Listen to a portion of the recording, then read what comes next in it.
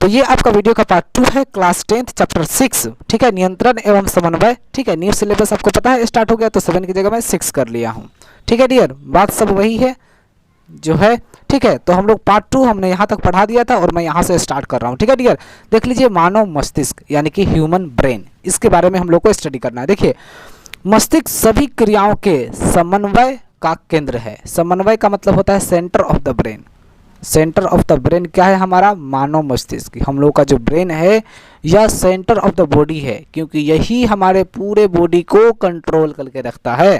ठीक है, इसके 3 मुख्य भाग हैं, इसके 3 भाग होते हैं। ठीक है, ह्यूमन ब्रेन के कितने भाग होते हैं? 3 भाग होते हैं। और चलिए अब तीनों भागों को जानते हैं हम लोग।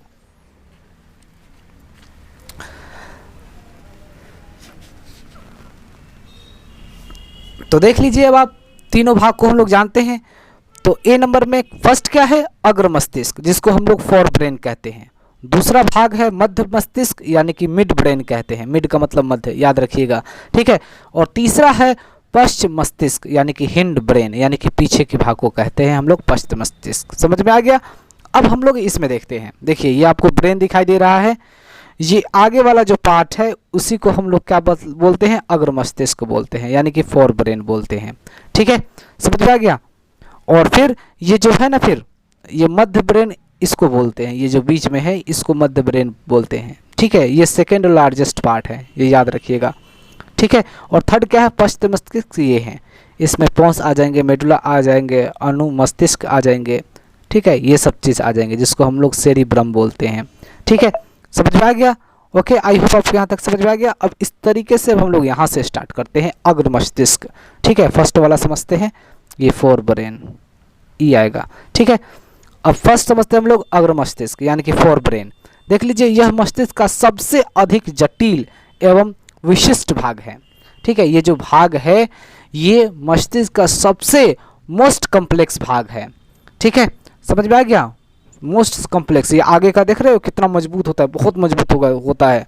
हमारे फेस के ऊपर जो होता है, ठीक है, वह बहुत ये वाला मजबूत होता है। ठीक है, ये याद रखिएगा।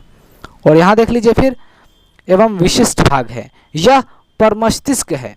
ठीक है, यह क्या है डियर? यह परमस्तिष्क है।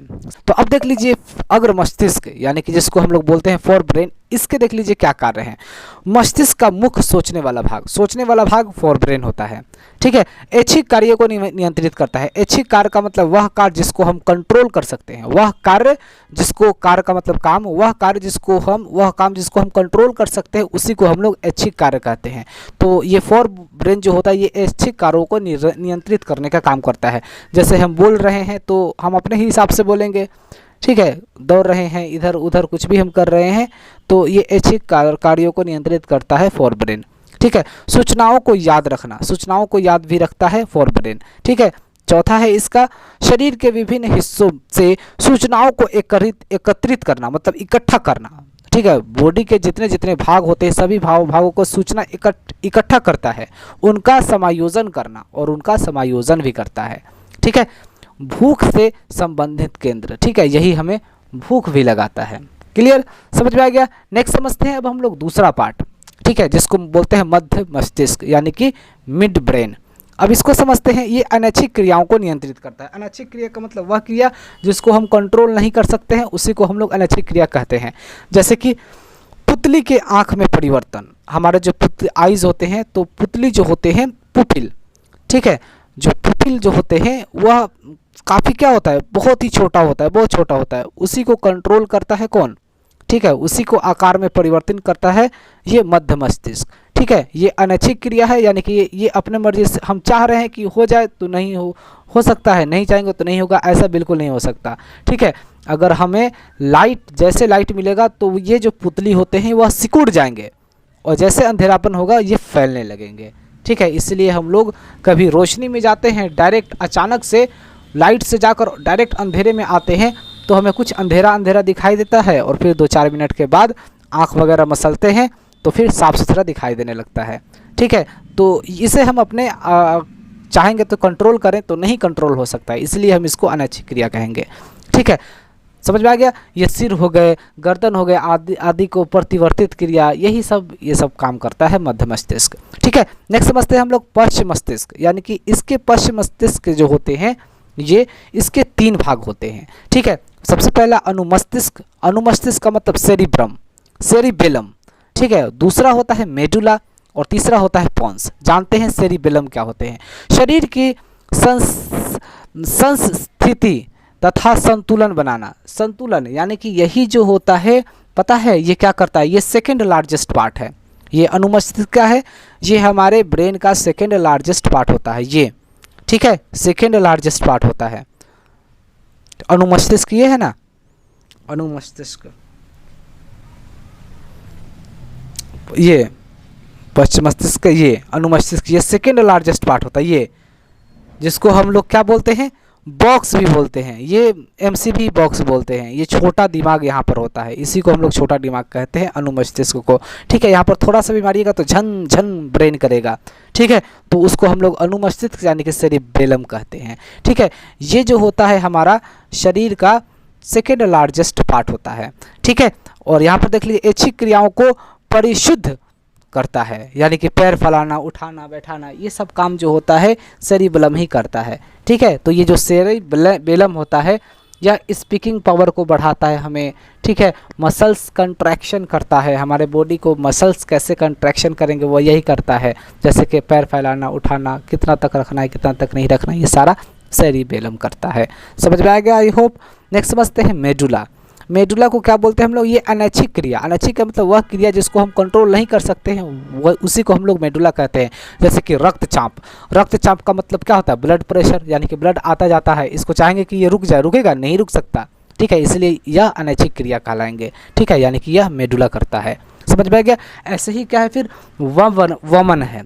ठीक है, वमन का मतलब क्या हो गया? एक तरह से यूँ समझ लीजिए कि रेस्पायरेशन का काम कर रहा है ये।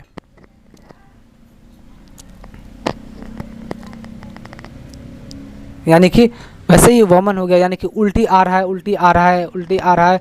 उल्टी आने से पहले क्या होता है? थोड़ा थोड़ा मीठा मीठा लगता है, तो ये चेतावनी देता है मेडुला कि अब उल्टी होगा, इससे अच्छा है कि अपना जगह वगैरह ढूंढ लो, और वहाँ पर जाकर हम लोग वमन कर देता है, यानी कि उल्टी हम लोग वोमिटिंग कर देते हैं। समझ में आ गया। सेलिवेशन का जो काम करता है वमन, वमन का मतलब ये हो गया कि उल्टी आने से 5 मिनट 2 मिनट पहले क्या होता है? हमारे मुंह में मीठे मीठे पानी आने लगते हैं, और ये हमें रिप्रेजेंट करता है कि अब हमें उल्टी आएंगे, तो चलिए अपना जगह पकड़ लिया जाए और उल्टी आराम से कर लिया जाए। ठीक है, तो ये वमन हो जाएगा। ठीक है, नेक्स्ट समझते हैं पॉन्स, यानी कि अनैच्छिक क्रियाओं को ये भी कंट्रोल करता है पॉन्स। ठीक है, PONS, पॉन्स, ये भी अनैच्छिक क्रियाओं को कंट्रोल करता है, जैसे कि श्वसन का नियंत्रित करना, सांस लेना, ये जो सांस जो हम ले रहे हैं, इनहेल एक्सहेल कर रहे हैं, ये भी पॉन्स ही का काम कर रहा है। ठीक है, अगर हम चाहें कि नहीं ले तो ऐसा हो नहीं सकता है, हम अपने आप से हम जान नहीं ले सकते हैं, ये याद रखिएगा चीज़ें। ठीक है, तो ये ब्रेन के बारे में आई होप पता चल गया आपको। इसको बोलेंगे हम लोग फोर ब्रेन, ये आगे का पार्ट होता है जो बहुत ही कॉम्प्लेक्स होता है। ठीक है, इसको बोलते हैं मिड ब्रेन। ठीक है, ये वाइट वाला जो दिखाई दे रहा है, और इसको बोलते हैं हम लोग हिंड ब्रेन बोलते हैं, इसको बोलते हैं हम लोग हिंड ब्रेन। ठीक है, और ये हिंड ब्रेन में आ जाएगा, और पॉन्स ये हो जाएंगे, मेडुला ये हो जाएंगे यहाँ का भाग। ठीक है, और यही हो जाएंगे हमारा ये अनुमस्तिष्क, यानी कि सेरिब्रम होते हैं। ठीक है, समझ में आ गया डियर आपको? आई होप अच्छे तरीके से आपको समझ में आ गया। सेरिबेलम कहते हैं। ठीक है, नेक्स्ट समझते हैं अब हम लोग मस्तिष्क एवं मेरुरज्जु की सुरक्षा। मस्तिष्क का मतलब होता है ब्रेन, मेरुरज्जु का मतलब होता है स्पाइनल कॉर्ड ये।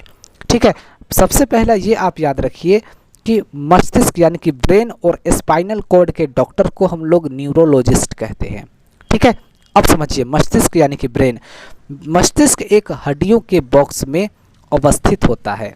ठीक है, ब्रेन जो होता है हमारा मस्तिष्क, ये जो मस्तिष्क आपको जो जाली जाली जैसे ये दिखाई दे रहे हैं, ये एक हड्डी के बॉक्स में क्या रहता है? ये अवस्थित रहता है। ये हड्डी का बॉक्स है हमारे ब्रेन के चारों तरफ, जो क्रैनियम है ना, जिसको स्कल भी बोलते हैं, इसी के अंदर ये हमारा ब्रेन होता है। ठीक है, बॉक्स के अंदर तरल पूरित गुब्बारे में, ठीक है, मस्तिष्क होता है। ये तरल के अंदर ये देख रहे हो, इसको आप एक नीडी लगाइएगा तो सारा ये बहने लगेगा और फिर आदमी मर जाएगा। समझ में आ गया? इसीलिए इसको प्रोटेक्ट करने के लिए ये हमारा जो कॉम्प्लेक्स जो होता है ना बॉक्स, ब्रेन के चारों तरफ। ये कॉम्प्लेक्स यही करता है, सुरक्षा करता है इस ब्रेन का। इसीलिए डॉक्टर वो पुलिस वाले लोग कहते हैं बेटा हेलमेट लगा ले, नहीं तो डंडे भी मारते हैं, पैसे भी लेते हैं। ठीक है, तो ये मेन पार्ट होता है, क्योंकि इसमें सेल डिवीज़न होता ही नहीं है। एक बार अगर इसमें छेद हो गया ना बेटा, ज़िंदगी चले जाएगा, फिर मर जाओगे। समझ में आ गया। नेक्स्ट समझते हैं हम लोग, जो परघात अवशेषों का कार्य करता है। ठीक है, परघात, ये परघात जो होते हैं ना, इसके अंदर भी गद्दे वगैरह लगे होते हैं, तो इसमें परघात अवशेषों का काम करता है।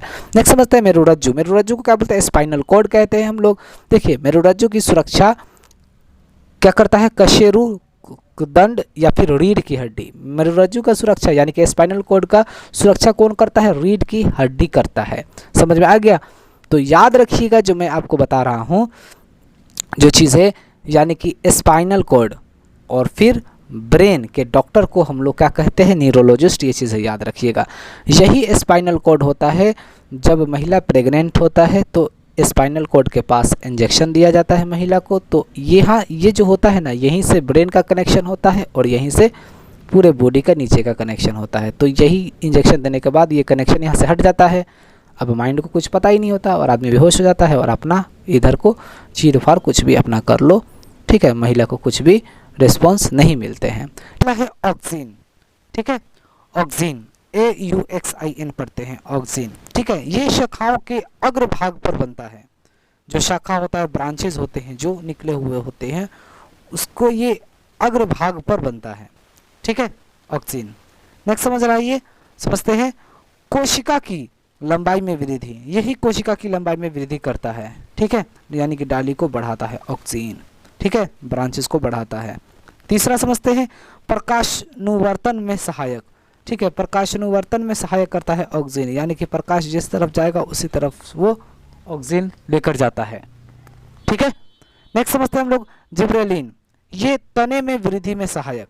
ठीक है, जो तना होता है उस तने में वृद्धि करता है, बढ़ाता है तने को। ठीक है, जो डालियां होती हैं उसको बढ़ाता है जिब्रेलिन। ठीक है, दूसरा सीख करते हैं इसका साइटोकाइनिन। इंग्लिश में भी साइटोकाइनिन, इंग्लिश में भी जिब्रेलिन ही बोलते हैं, याद रखिएगा। तो साइटोकाइनिन का क्या काम होता है? कोशिका विभाजन तीव्र करता है। कोशिका जो विभाजन होते हैं उसमें तीव्र यानी कि जल्दी जल्दी करता है ये। ठीक है, फल व बीज में अधिक मात्रा में पाया जाता है। ठीक है, साइटोकाइनिन फल में और बीज में सबसे अधिक मात्रा में पाया जाता है। चौथा समझते हैं एब्सिसिक अम्ल यानी कि एब्सिसिक एसिड। ये क्या करता है? वृद्धि संदमन यानी कि वृद्धि करता है धीरे धीरे। ठीक है, और दूसरा पत्तियों का मुरझाना, ये एब्सिसिक अम्ल के कारण ही होता है। समझ में आ गया। नेक्स्ट समझते हैं ये तनाव हार्मोन। ये तनाव को भी जो होते हैं ना तनाव, उसमें भी ये क्या करता है? वो हार्मोन रिलीज करता है एब्सिसिक अम्ल। समझ में आ गया डियर। तो ये आई होप आपको पार्ट 2 यहाँ तक मैंने बता दिया। पार्ट 3 है ये जंतुओं में हार्मोन। इसके बारे में हम आपको बहुत अच्छे तरीके से, जंतुओं में हार्मोन बहुत इंपॉर्टेंट है, ये चीज़ें ये आपको अच्छे तरीके से जानना बहुत ही ज़रूरी है। इसके बिना चैप्टर ये अधूरी है। ठीक है।